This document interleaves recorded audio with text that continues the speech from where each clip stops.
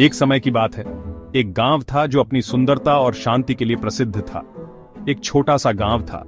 गांव हरा भरा था। लोग खुश थे। वहां के लोग मेहनती और ईमानदार थे। वे अपने खेतों में काम करते और शाम को मिलकर त्योहार मनाते। लेकिन एक दिन सब बदल गया।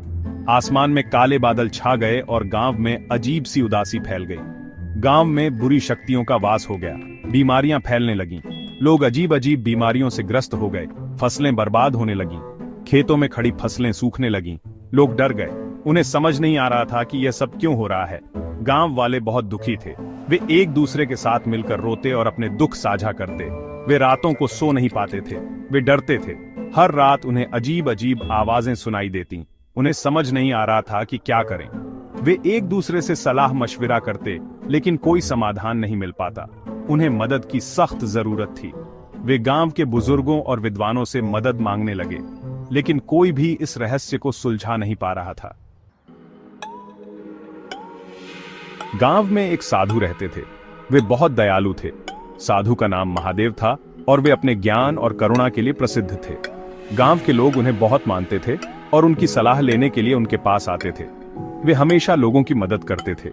चाहे कोई बीमार हो या किसी को कोई समस्या हो, महादेव हमेशा सहायता के लिए तैयार रहते थे।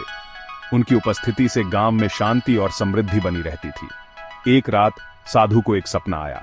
यह सपना साधारण नहीं था, बल्कि एक दिव्य संदेश था। सपने में उन्होंने एक देवी को देखा।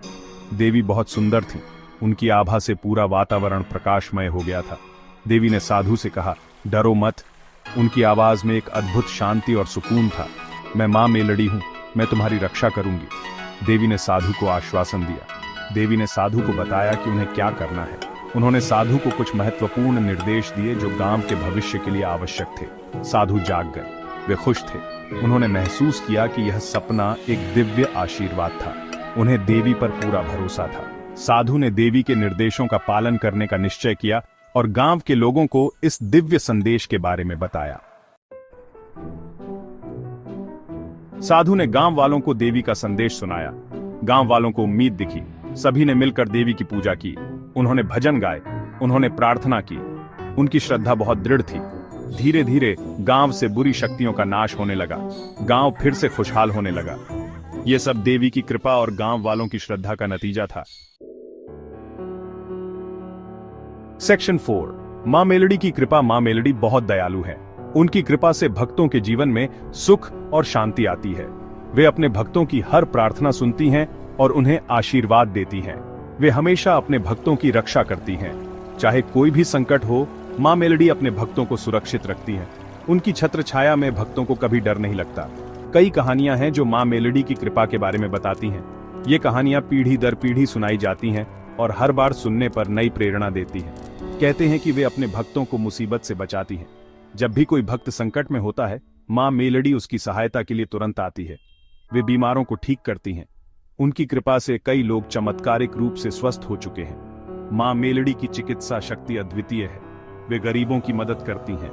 मां मेलड़ी के भक्त हमेशा जरूरतमंदों की सहायता के लिए तत्पर रहते हैं। उनकी प्रेरणा से समाज में सेवा का भाव बढ़ता है। वे हमेशा अपने बच्चों के साथ हैं। मां मेलड़ी की ममता और स्नेह से हर बच्चा सुरक्षित और खुशहाल महसूस करता है। मां मेलड़ी की कहानियां हमें आशा देती हैं। ये कहानियां हमें सिखाती हैं कि सच्ची श्रद्धा और विश्वास से जीवन में हर मुश्किल का सामना किया जा सकता है। वे हमें सिखाती हैं कि सच्ची श्रद्धा से सब कुछ संभव है। मां मेलड़ी की कृपा से जीवन में हर कठिनाई का समाधान मिल सकता है। उनकी भक्ति से मन को शांति और आत्मा को संतोष मिलता है। सेक्शन 5। मां का धाम। गुजरात और राजस्थान में मां मेलड़ी के कई मंदिर हैं। इन मंदिरों में भक्त दर्शन करने आते हैं। वे मां को नारियल, चुनरी और फूल चढ़ाते हैं। नवरात्रि के समय मंदिरों में विशेष पूजा होती है। लोग गरबा और डांडिया खेलते हैं। मां मेलड़ी के मंदिर शांति और भक्ति के स्थान हैं। सेक्शन 6। सीख। मां मेलड़ी की कहानी हमें बहुत कुछ सिखाती है। यह कहानी हमें श्रद्धा और भक्ति का महत्व बताती है।